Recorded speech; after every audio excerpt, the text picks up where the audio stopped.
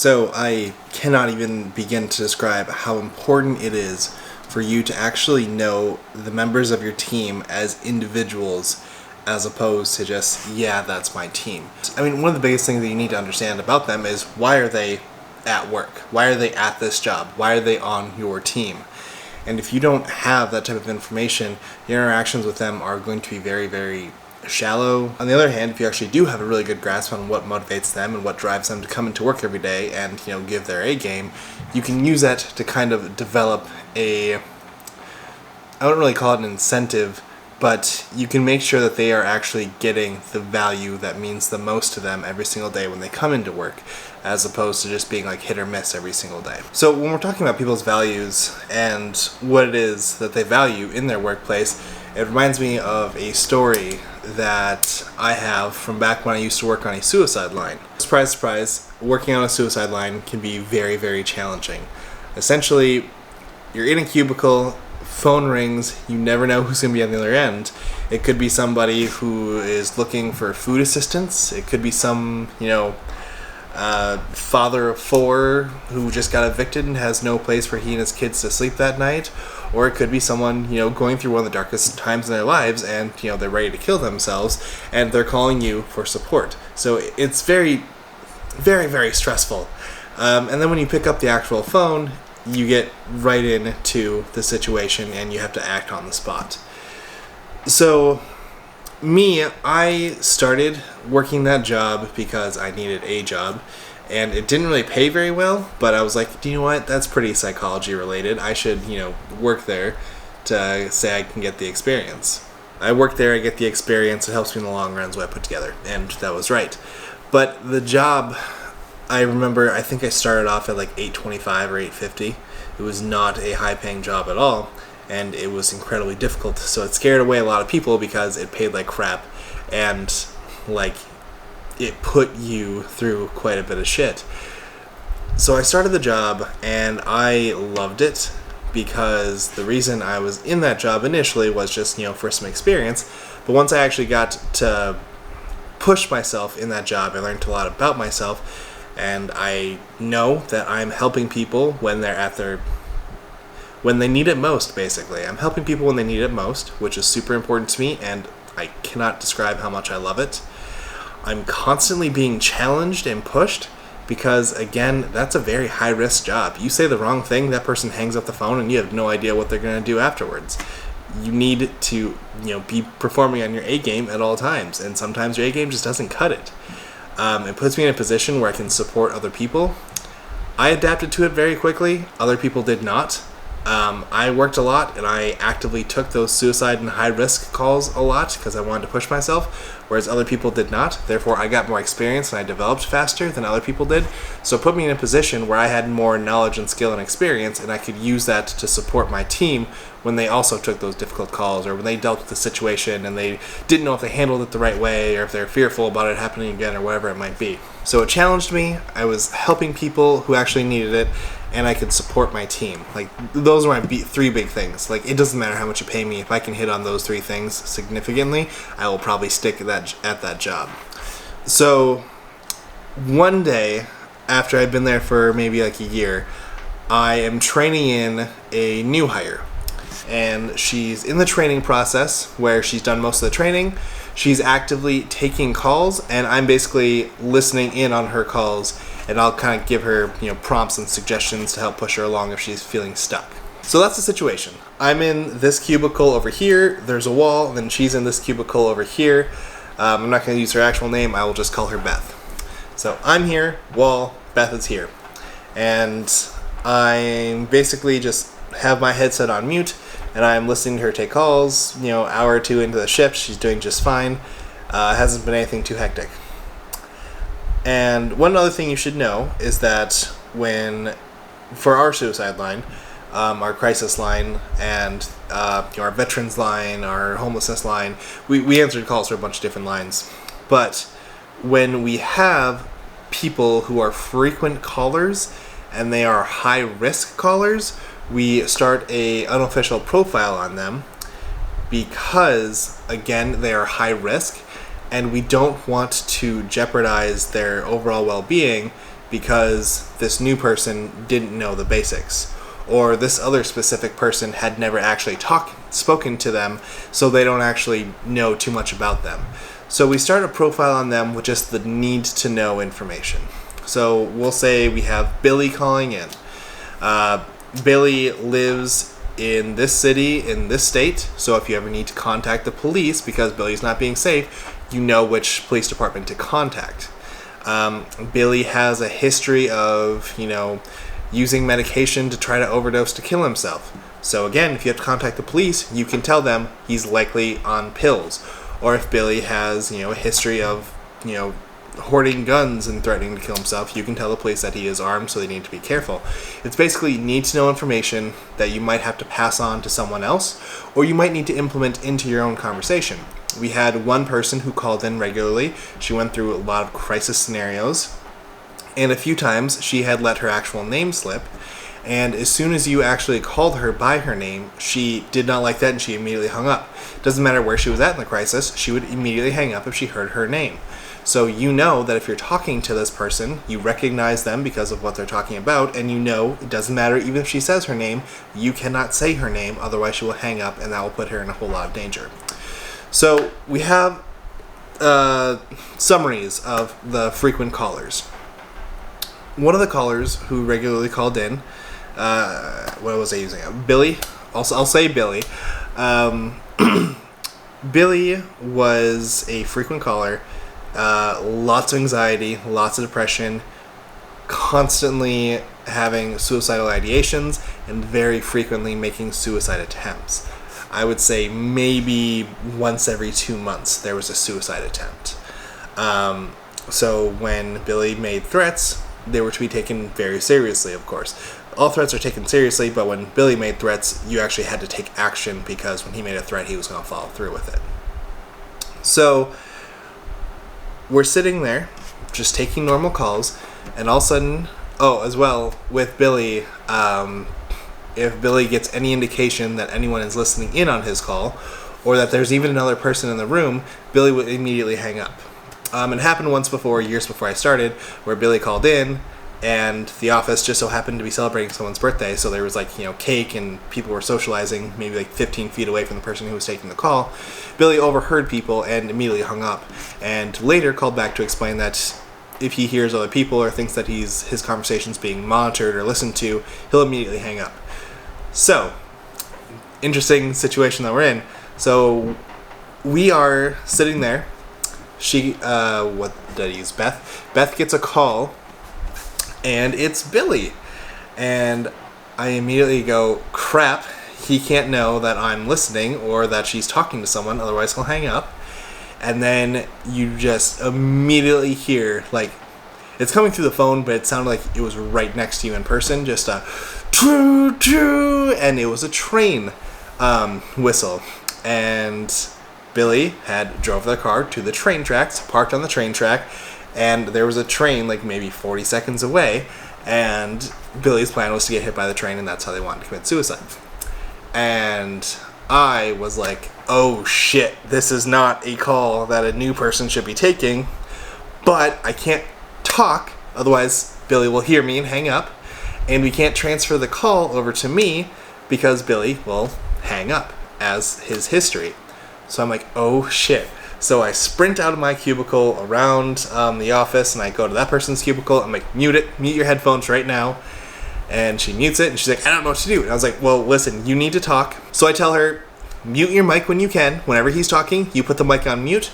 I'm going to say something. You're going to take the mic off mute, and you're going to repeat what I say. And she started to cry, and I think this is probably one of the meanest things I've ever done. I don't regret it because it had to be done. There might have been a better way, but I essentially was like, hey, stop it. There's no time for crying right now. We don't have time for this. Can you do this? She's like, yes, I'll try. And I was like, good. I can't even remember what we said, but it was something like, Billy, are you on the train tracks trying to kill yourself? So she unmutes it. Billy, are you on the train tracks trying to kill yourself? Billy's, crying and saying yes. She mutes it. I say, Billy, if you're crying, that means you're not sure you want to do this yet. She unmutes it. She says, Billy, if you're crying, that means you're not sure if you want to do this yet. mutes it. Billy goes on and says, yeah, I know, I'm unsure. It's just things have been bad lately. And I say, Billy, I will spend all night talking to you, but you need to drive off the tracks right now, and then we can talk about everything as soon as you are off the tracks. She unmutes it. Billy, yada, yada, yada. During this entire time, the train obviously sees Billy on the tracks and just ripping on the horn super loud to get him the fuck off of there. Really, to me, I processed it like an entire hour's worth of back and forth, and thinking and whatnot. But really, the call lasted all 40 seconds. In our last 35 seconds, Billy decided to get off the tracks. We heard his engine, rev up and just vroom, and then we heard like the train just go right past him. So it must have just missed him, because we literally heard the train on the tracks still ripping its horn, and we were like, oh my god. And I can't remember what happened. Billy started crying, and Beth started crying as well, and I was just like, woo, we did it. And I was just kind of ecstatic. I was like, fuck yeah, we helped somebody. We survived a high pressure, situation where we had to think on our feet. I was able to support you, and we, worked as a team to do this amazing thing. Like, this is awesome. I'm happy for this. Like, we helped someone really seriously tonight. And Beth did not perceive it that way. Beth was like, fuck this. This was awful. This was a terrible experience. And she's crying her eyes out. And I was like, oh, yeah, you might need a break. I was like, unmute it, tell Billy to take a 30-second breather, and then call back, and we'll talk. So she did that. After he agreed to take 30 seconds just to catch his breath because he was crying really hard. And so they disconnected. She went offline, so his calls wouldn't go to her. They would go to me the next time he called in. And I was like, okay, you go take a break. Good job today. But he called back later, and he and I straightened everything out, and he was good for the rest of that night. But I'm just thinking, like, the result of that situation, like, that's not a terribly uncommon situation if you're in, crisis. And the way that myself and Beth perceived it, even though we were doing basically the same thing, was crazy different. Me, when I took those calls, I'm in that job for intrinsic motivations. I do it because it makes me feel happy and challenged. I am happy that I got to help someone who was really struggling.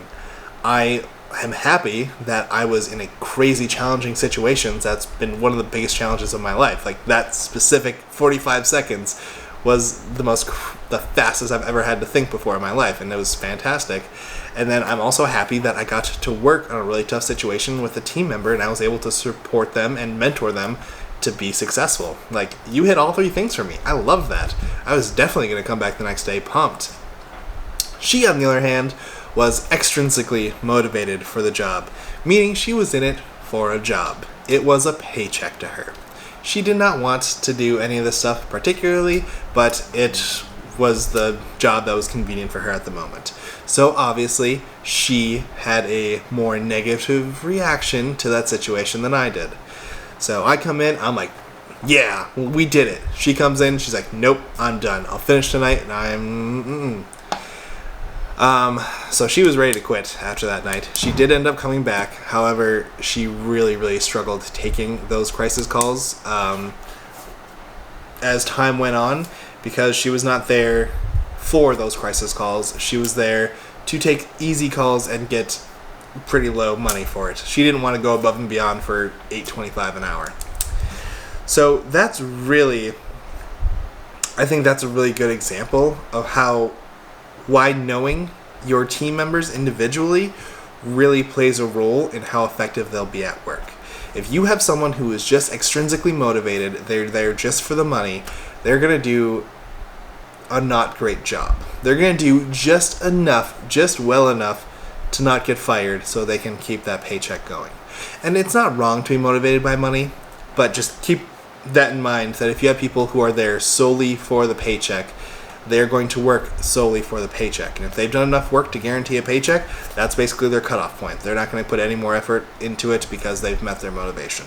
Whereas if you have people who genuinely love what they are doing, they love the opportunities they are being presented with, they love the challenges, they love the team dynamics, if they love the intrinsic things about the job, they are going to go hard every single time that they're at bat. Like every single day, they're going to get their A game as long as you are providing them with those things that they value. For me, if they stop providing me a challenge, if they stop providing me the opportunity to help people, if they stop providing me the opportunity to work with team members in tough situations, I would have quit. I'm not going to stay there for $8.25 an hour. If I'm at a job that's going to be paying that poorly, it needs to be giving me something that I love. And that can actually be what you do as well. A lot of companies, my background's in human services, so human services especially, a lot of people are paid, $13, $14, $15 an hour for a very difficult job, and a lot of the reason why they're unhappy with their work is because of the low pay. No one's going to get rich working in human services. Our money is government regulated, so if you're expecting more than $15 an hour, you're not going to find it. And if you do find it, the difficulty is going to be drastically up there, so you're not going to be pleased with what you have to do to get that money. However, human services requires a lot of compassion for people. It requires, wanting to do something good for others. So if you are working in a service such as that, and you can highlight the people who actually are here to do good for others, and that's their main motivation, if you double down on them, you give them those opportunities to help out people, clients or the coworkers or wherever it might be, if you give them that chance to feel that intrinsic motivation, they will go A game for you. Whereas if you expect them to do a great job and you say that your pay is all the motivation you need, they're going to do a shit job because they don't care about the pay. Same with the other side. If you have people who are there for the money and you say, hey, I'll give you $18 an hour, which is way more than other companies will, and I expect you to perform. If they're there for the money, that will probably, work for them. If they're there because they want to do some good for another human being, they're not going to give a shit about the money. Like, yeah, it's good for paying the bills, but it doesn't make me happy at work, so I'm going to jump ship the next opportunity I get. Know your employees, know what motivates them, use that knowledge to tailor their work experience. You can have two people in the exact same position on the exact same team working on the exact same project and motivate them in different ways. You can give, Chase the spotlight and say that, they did fantastic this week because they were helping out people left and right and they were really showing the values that our company has and yada yada yada in front of a bunch of other people. If Chase is intrinsically motivated and likes attention and likes praise and likes that opportunity, that's going to work for them.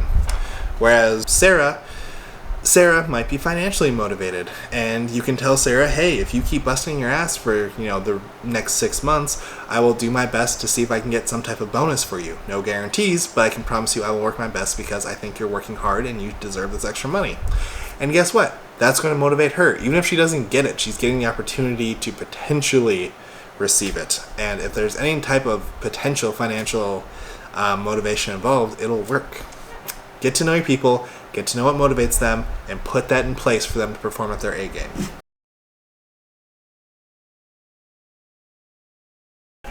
Hey, what's up everyone? Thank you so much for watching. I hope that stuff that I'm putting out is actually giving you some value and is teaching you things that you can actually apply at work.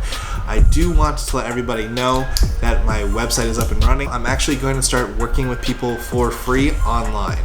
So basically, if you want to learn more about management or you have specific questions that you don't know how to deal with for your specific team and you want a consultation, go to my website, thisisleadership101.com, or go to my Instagram and shoot me a DM, or like I said, my website, shoot me a message and just tell me what your issue is and I will respond and try to work with you. It's just you send me a question, I will send you an answer that is going to be for free, probably for the next 2 months, let's do. So that's going to be a free deal that I have going until August. So yeah, if you have a question, I'd love to help you out. Just go to my website, go to my Instagram, send me a message, and we can start working. Thanks.